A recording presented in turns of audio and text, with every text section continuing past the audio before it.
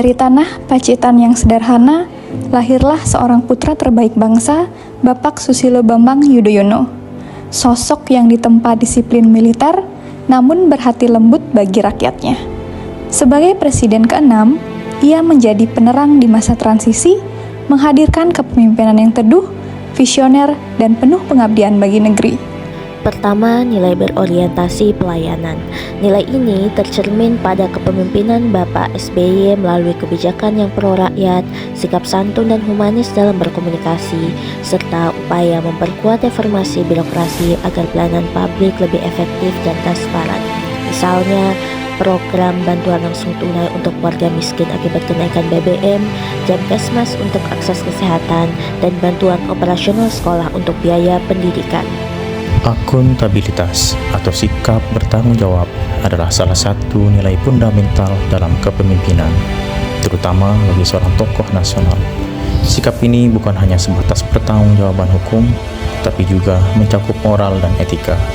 Presiden Republik Indonesia yang ke-6, Bapak Susilo Bambang Yudhoyono, dikenal sebagai presiden yang cukup responsif terhadap kritik dari berbagai pihak, termasuk dari media dan aktivis.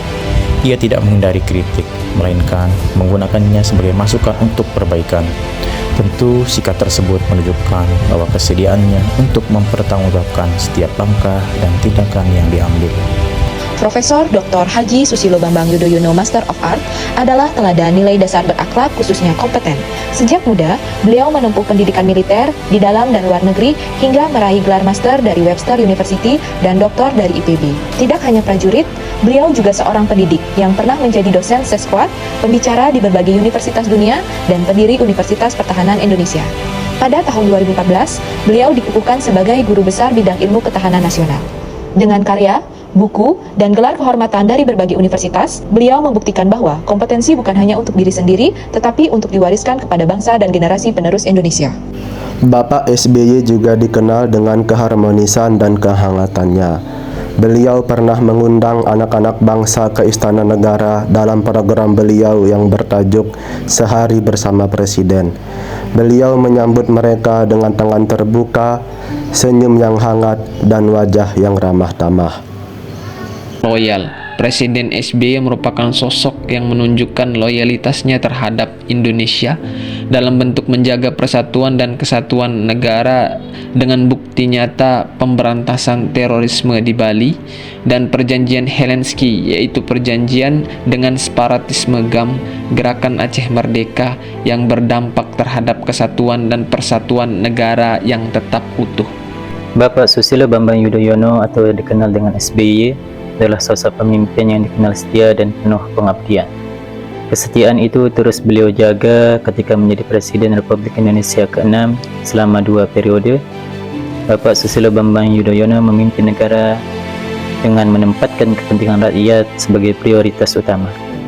Ia setia pada Pancasila dan Undang-Undang Dasar 1945, menjaga persatuan, membangun demokrasi, dan memperjuangkan keadilan bagi seluruh rakyat Indonesia. Sikap adaptif yang ditunjukkan SBY di masa pemerintahannya dapat dilihat dari bagaimana beliau menyesuaikan diri saat terjadi krisis keuangan global 2008. SBY bersama tim ekonominya menyesuaikan kebijakan fiskal dan moneter dengan cepat. Hasilnya adalah pertumbuhan ekonomi Indonesia tetap berada di angka positif dan hanya turun sekitar 1,5% dari tahun sebelumnya. Kolaboratif. Pak SBY pada kebijakan luar negerinya merangkul banyak negara untuk bekerja sama melalui perjanjian perdagangan bebas, menghindari konflik, serta pada bidang pertahanan, infrastruktur, dan perjanjian kemitraan ekonomi komprehensif dengan Jepang, Tiongkok, dan Amerika Serikat dengan tujuan untuk membangun percepatan ekonomi Indonesia. Selanjutnya, kolaborasi Presiden ke-6 terlihat dari upayanya dalam melibatkan masyarakat melalui PNPM, program BOS Bersama Sekolah dan Orang Tua, dan turut melibatkan tokoh agama melalui FKUB. Puncaknya pada tsunami Aceh tahun 2004, beliau menerapkan Open Sky Policy yang melibatkan bantuan dari puluhan negara sahabat serta NGO internasional. Tentunya keterlibatan TNI, pemerintah daerah hingga relawan dari dalam negeri turut membantu Aceh untuk bangkit kembali.